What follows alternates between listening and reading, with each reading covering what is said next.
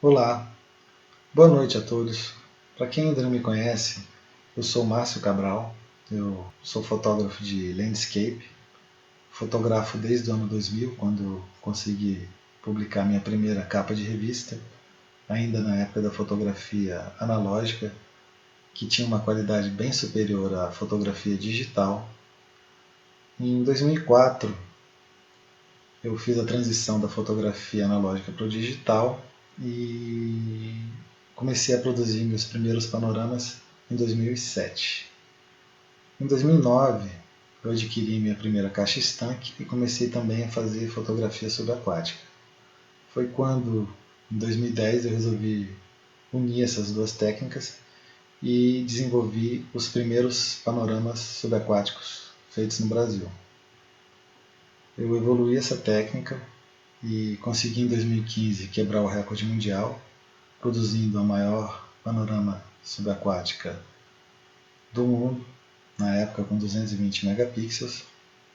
Eu consegui quebrar meu próprio recorde em 2016 e em 2018 e atualmente esse recorde está em 827 megapixels, que foi reconhecido recentemente pelo Guinness Book.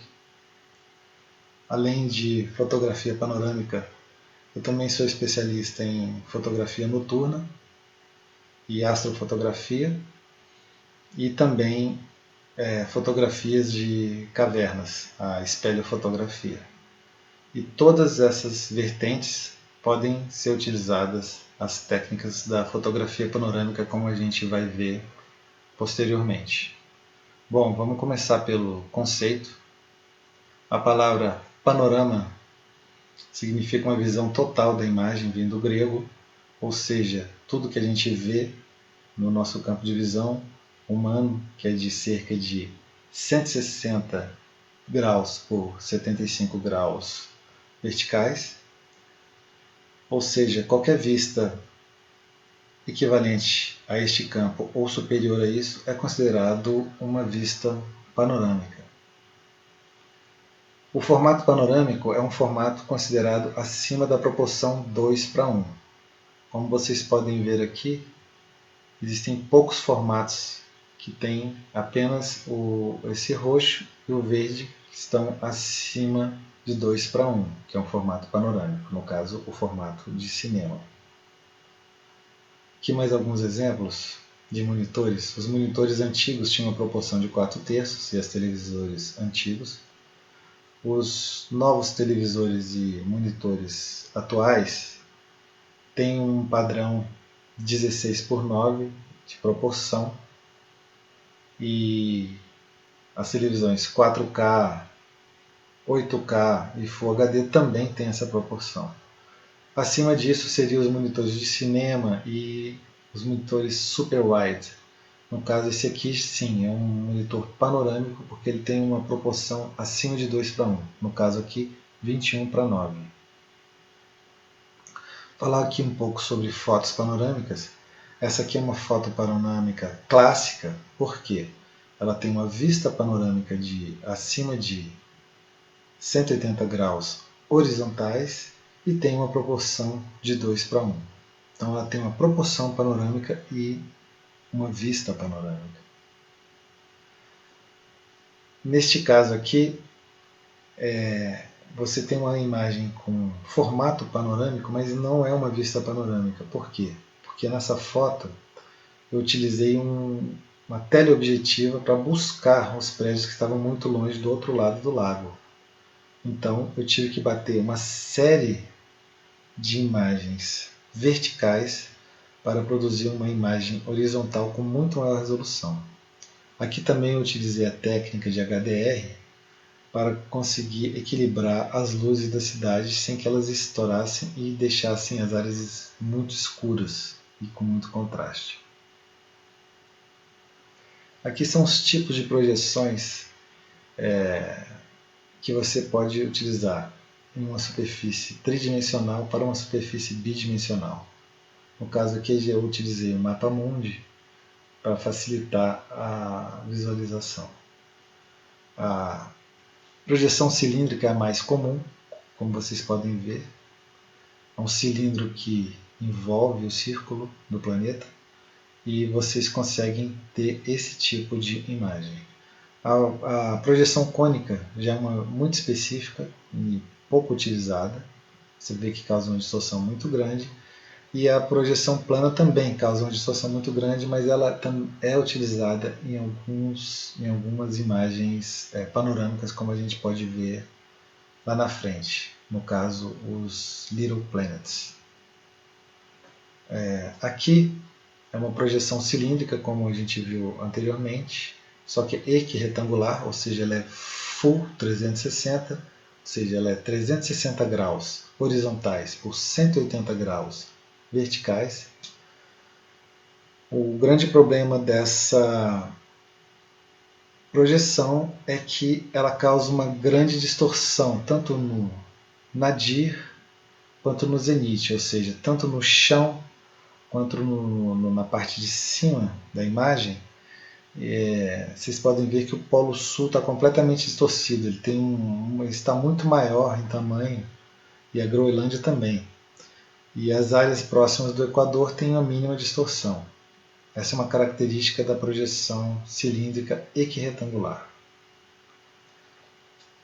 Em fotos panorâmicas, a gente utiliza essas mesmas projeções. Existem as cilíndricas convencionais, que vão até 360 graus, mas não pega nem a parte de cima nem a parte de baixo. As projeções equiretangulares, que é a que a gente acabou de ver do mapa mundi, e as projeções esféricas, que são imagens imersivas em realidade virtual. Essas imagens não podem ser vistas em uma superfície de papel, uma superfície bidimensional. Você precisa de ver no computador ou então num óculos VR. Você vai ter que girar para um lado, para o outro, para cima e para baixo, para você ver as diferentes áreas da foto sem nenhum tipo de distorção. As imagens equiretangulares podem ser transformadas em imagens imersivas. Aqui é um exemplo clássico de uma projeção cilíndrica. Neste caso aqui eu utilizei uma grande angular para produzir 6 fotos verticais, costurando elas e finalizando nessa imagem horizontal. Essa primeira sequência de fotos eu tive que utilizar um braqueteamento, porque o contraste da luz da entrada da caverna era muito grande. A luz que entrava aqui era muito maior do que o resto da caverna, que estava praticamente escuro. Aqui eu tive que usar uma velocidade basicamente 1/30, sendo que aqui eu utilizei mais de 10 segundos para ter a mesma fotometria. Por aí vocês podem ver a diferença de contraste entre as áreas mais claras e as áreas mais escuras. Essas outras imagens adjacentes eu não precisei fazer o braqueteamento porque não existia nenhum tipo de contraste, como ocorre aqui na entrada da caverna. Essa aqui é uma projeção equiretangular, é um panorama aéreo feito a partir de um drone aqui em Brasília. Vocês podem ver que tem uma distorção no fundo, no chão. Vocês não vão ver muito no céu, porque as nuvens não dá para notar tanta diferença, mas acontece aquele mesmo problema que acontece com o Polo Sul e a Groenlândia. E vocês podem ver que as linhas retas se tornam curvas na projeção equiretangular. Isso é uma coisa normal na projeção cilíndrica.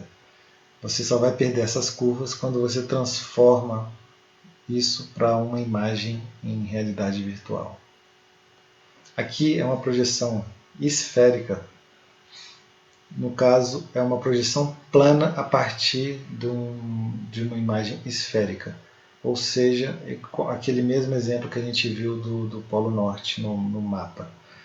A grande vantagem dessa projeção plana em cima de uma imagem esférica é que você tem pouca distorção no centro da imagem, mas muita distorção na beirada das imagens. E você também tem uma visualização de 360 graus, assim como nas imagens equiretangulares. Essa imagem também chamada de Little Planets, ou Pequenos Planetas, e é muito utilizado também em Fine Art. Vamos falar aqui sobre algumas vantagens das fotografias panorâmicas. A principal vantagem é que às vezes você consegue capturar uma área maior que a sua lente não consiga atingir. Por exemplo, uma cachoeira que seja muito comprida desde o lago até o início da cachoeira. Se sua lente não conseguir pegar toda a área da cachoeira, você pode fazer uma panorâmica de 2 ou 3 fotos e conseguir cobrir toda a cena dessa cachoeira. O outro problema, vamos supor que você tenha uma grande angular que consiga cobrir toda a área dessa cachoeira. O problema é que na borda da imagem vai causar uma distorção que é indesejável, principalmente nas lentes super grande angulares. Quanto mais grande angular é a lente, maior é a distorção que ela é causada, principalmente nas extremidades da lente, tanto de vinheta quanto de esticamento dos elementos da imagem, no caso das lentes asféricas. No caso das lentes olho de peixe, a distorção é uma distorção arredondada, que também é indesejável. Quando você tira várias panorâmicas, você consegue eliminar esse tipo de distorção.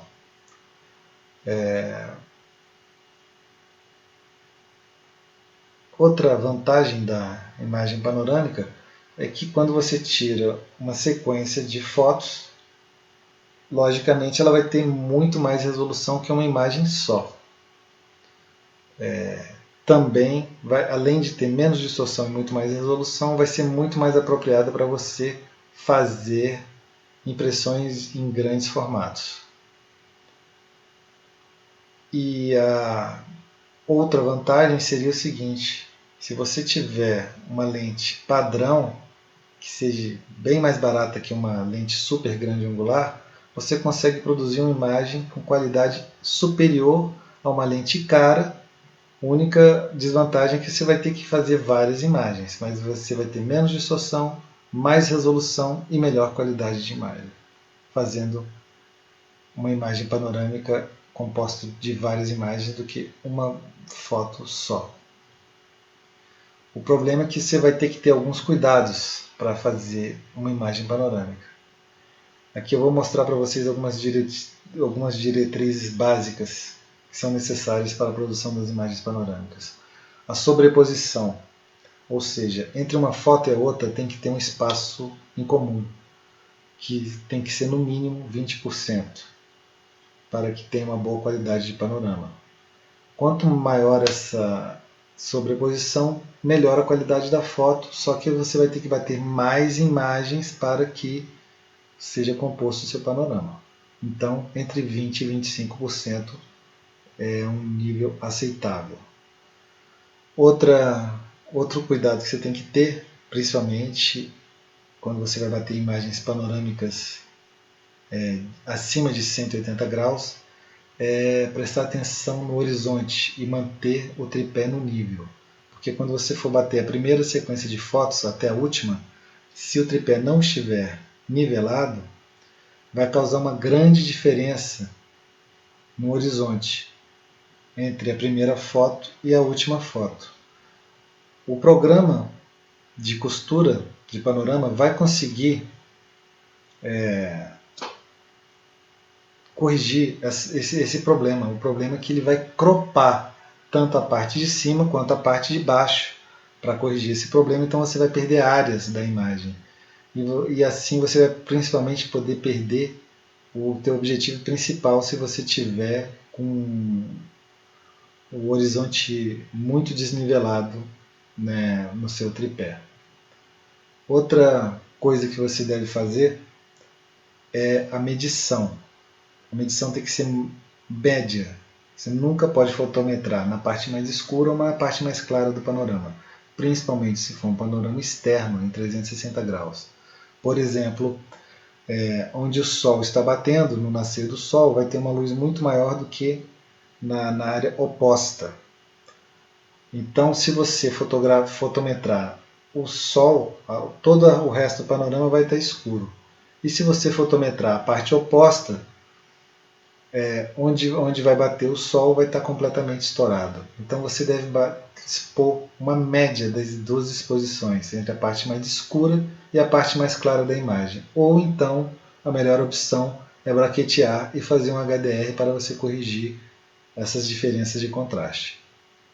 Outro problema que você deve se atentar é verificar se existe algum movimento nas imagens, entre uma imagem e outra. Por exemplo, algum animal passando, algum carro, principalmente nas áreas de sobreposição da imagem, que pode dar algum problema de fantasma ou algum tipo de aberração na hora da costura das imagens.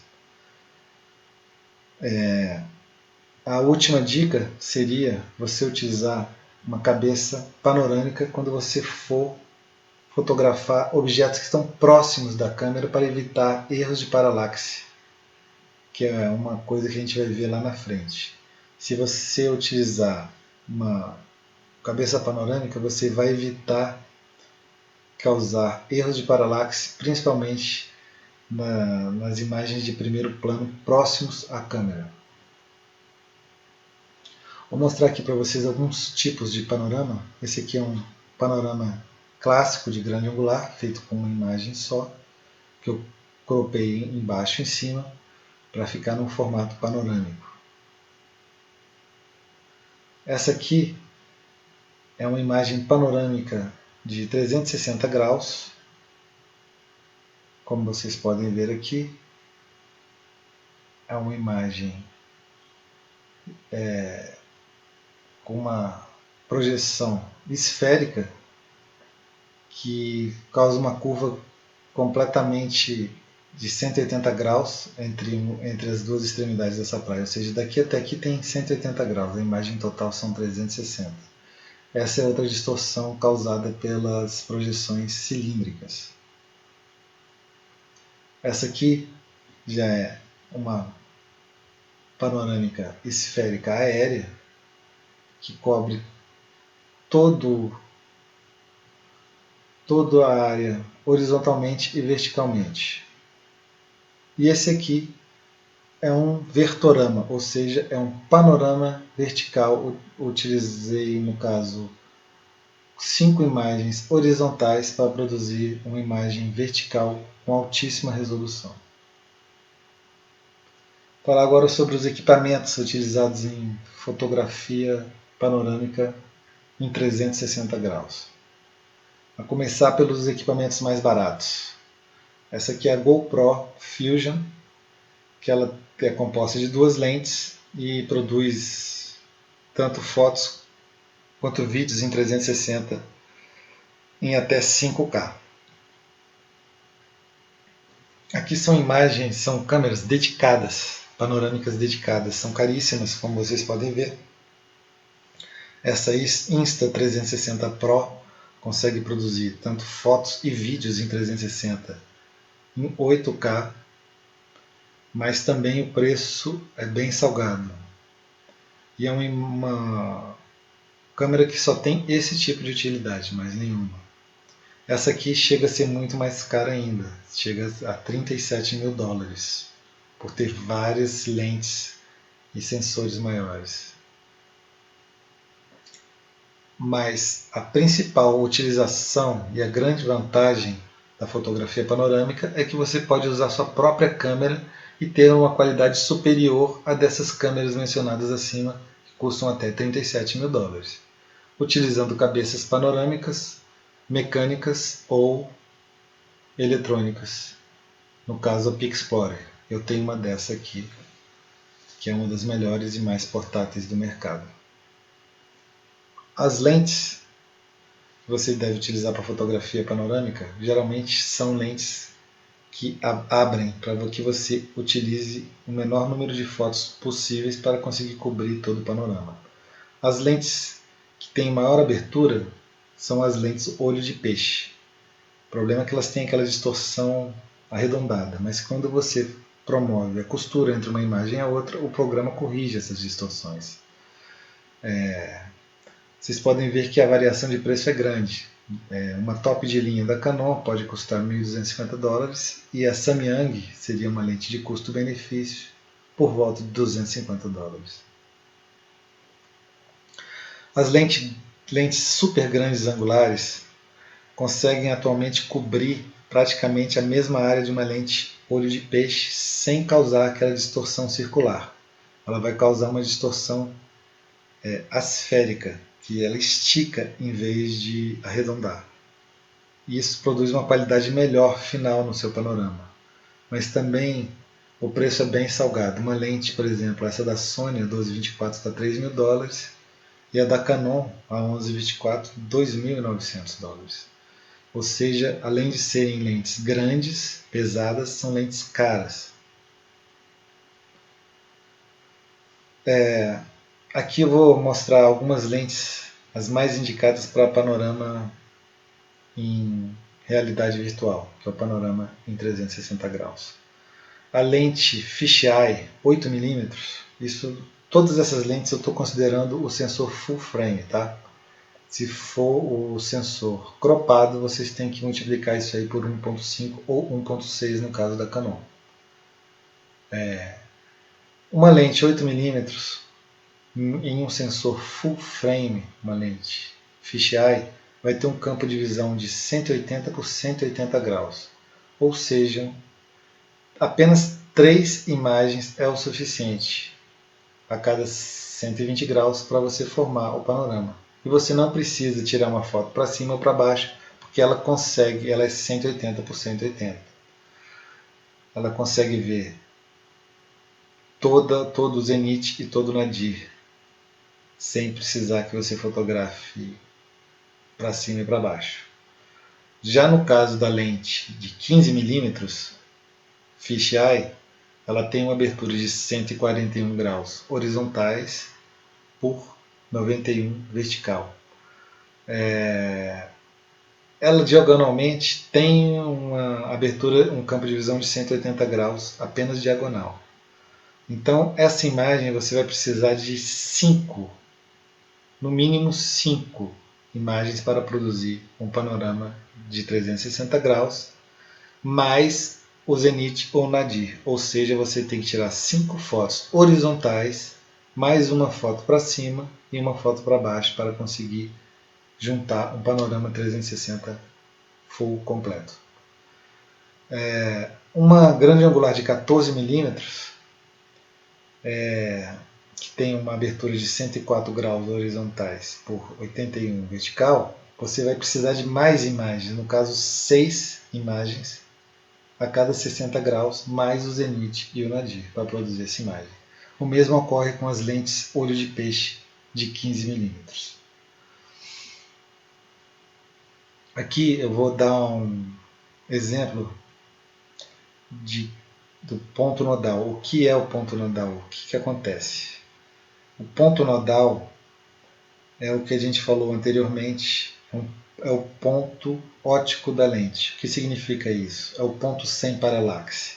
É o centro óptico da lente, onde você deve rotacionar o seu panorama a partir do ponto nodal e não a partir do começo da imagem, do começo do sensor, onde a câmera encaixa o tripé, a sapata. Por isso existem cabeças panorâmicas que são feitas para trazer para trás a câmera para que a rotação, o eixo de rotação fique completamente paralelo ao ponto nodal. E esse ponto nodal varia de lente para lente. Não é sempre que é na ponta da lente. Você pode ver que essa mesma lente, que ela é uma 8x15, ela vai variar o ponto nodal dela de acordo com a distância focal que você está utilizando. Vocês podem ver aqui que 8mm o ponto nodal está aqui, e em 16 ele já mudou um pouco já está um pouco aqui mais na frente. Mas essa diferença é muito pequena. Isso aí você só vai fazer alguma diferença quando você for fotografar objetos muito próximos da câmera. No caso dessa imagem aqui, você pode ver que a mesa estava muito próxima, estava a menos de meio metro da câmera. Então eu tive que tomar muito cuidado e usar o ponto nodal para que não tenha nenhum erro de paralaxe na hora da costura da imagem. Já não é tão necessário nessa foto aqui, porque os planos estão bem longe, então você não precisa de uma cabeça panorâmica. Até com tripé convencional você conseguiria fazer uma foto dessa. Se você conseguir utilizar o nadir e o zenith paralelo ao eixo horizontal da imagem. Ou seja, essa foto aqui eu bati 6 fotos horizontais, uma foto para cima e uma foto para baixo. Eu utilizei uma cabeça panorâmica, mas neste caso não precisaria regular perfeitamente o ponto nodal, porque como está muito longe o horizonte, não vai causar nenhum tipo de erro de paralaxe no caso da costura das imagens. O panorama aéreo é a mesma coisa. O drone ele não consegue ficar exatamente no mesmo lugar quando ele bate várias imagens. O vento, alguma coisa vai deslocar o drone entre uma foto e outra. Mas a imagem fica perfeita porque está muito longe, tanto a torre quanto os prédios do drone. Se ele estivesse muito próximo, com certeza daria algum tipo de erro de paralaxe, porque não foi feito no ponto nodal, não girou no mesmo eixo o drone, porque não tem necessidade, pela distância dos objetos ao drone. O mesmo ocorre no panorama chamado flywheel. Os panoramas flywheel foram inventados por um fotógrafo panorâmico chamado Willy Kahneman. Ele descobriu que o ponto nodal em prédios que estão muito longe não vai ter tantos problemas e os erros de paralaxe são mínimos. Então, por exemplo, em cima de uma torre, em cima de um prédio, você consegue fazer um panorama 360 graus sem precisar de um drone, sem ser aéreo. Você apenas vai tirar foto de todas as áreas da torre. No caso aqui é um panorama da Torre Eiffel, em Paris. Eu fiz 6 fotos horizontais para formar esse panorama e não precisei de nenhum tipo de cabeça panorâmica, e entre uma foto e a outra estava muito longe. Por exemplo, a torre, sei lá, mais de 7 ou 8 metros de distância entre uma foto e a outra. Eu tive que bater. Então as fotos não foram feitas a partir do mesmo ponto, mas mesmo assim elas conseguiram se unir porque os prédios estão muito longe. Este aqui é o mesmo caso. É uma imagem feita no restaurante panorâmico da Torre de TV de Berlim. Apesar das fotografias serem feitas em locais diferentes, foi possível juntar. Mesmo assim, teve alguns erros de paralaxe, mas eu corrigi digitalmente. Mas é possível você fazer um panorama aéreo a partir de um prédio, contanto que esse prédio não seja muito largo e a área externa esteja longe, os outros prédios estejam longe desse prédio, como vocês podem ver aqui, e a versão em Little Planet. Agora vamos falar um pouco sobre os panoramas subaquáticos. Também é o mesmo problema. Seria impossível. Eu já fiz também com tripé, mas existem vários problemas de usar o tripé embaixo d'água. Desde que o tripé levanta a suspensão, você não consegue fotografar o chão. Às vezes a altura do chão marinho ou de uma caverna não é o melhor local para você fazer o panorama, então você tem que fazer manualmente esse panorama. E o erro de paralaxe também será um problema, a não ser que tenha uma distância razoável dos objetos. E você também tem que fazer o máximo para que entre uma foto e a outra tenha uma distância mínima entre elas, para que o erro seja minimizado. Ou seja, você não pode fotografar com correntes aquáticas ou em locais que você não consiga ficar parado. Esse aqui é um panorâmica subaquática feito em uma caverna e eu utilizei flashes para iluminar o primeiro plano.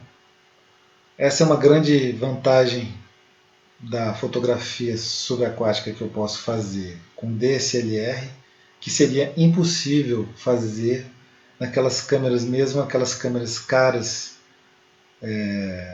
especializadas em fotografia subaquática, porque essas câmeras elas não possuem flashes. Se possuíssem, esses flashes iriam aparecer na imagem de uma câmera 360. Como o meu flash está atrás da câmera, eu tirei uma sequência de imagens, eu consigo iluminar o primeiro plano e equalizar com a luz do plano de fundo. Essa aqui é a imagem que quebrou o meu último recorde mundial, que tem 826 megapixels. Essa parte de baixo aqui está distorcida completamente porque é um mergulhador que soltou uma bolha circular. Como está numa projeção equiretangular, está completamente distorcido, mas a parte central da foto tem a distorção mínima e dá para você ter uma noção geral de como é essa dolina, que se chama Lagoa Misteriosa, localizada em Bonito. Em Jardim, próximo a Bonito, MS. Aqui é para vocês verem o trabalho que dá para fazer uma fotografia dessa. Foram mais de 730 pontos de controle para que eu conseguisse minimizar o erro e conseguir costurar todas essas imagens. O nadir, que é a parte de baixo da foto, eu coloquei posteriormente no Photoshop em um plugin que transforma a imagem equiretangular em uma imagem cúbica e você consegue ter uma melhor costura da parte tanto de cima quanto da parte de baixo. Esse plugin também é muito utilizado para você retirar o tripé de imagens 360 graus feitas fora da água. Agora vamos falar um pouco sobre os gigapanoramas. Os gigapanoramas são panoramas esféricos feitos com lentes convencionais, 35mm, 50mm, ou seja, necessitam dezenas de imagens para formar um panorama. Esse panorama aqui, no caso que eu fiz na Patagônia, ele tem 1.57 gigapixels. Vocês podem ver aqui a montanha do Fitzroy e o Cerro Torre, elas estão praticamente invisíveis aqui na fotografia. Quando você dá um zoom, você consegue ver com completos detalhes essas montanhas que estão muito longe de distância, mais de 20 ou 30 quilômetros de distância desse local.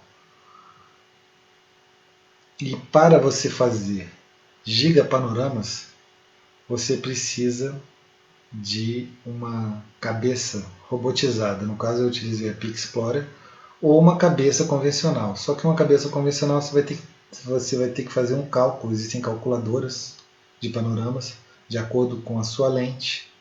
Você vai bater tantas fotos para cima, tantas fotos para baixo.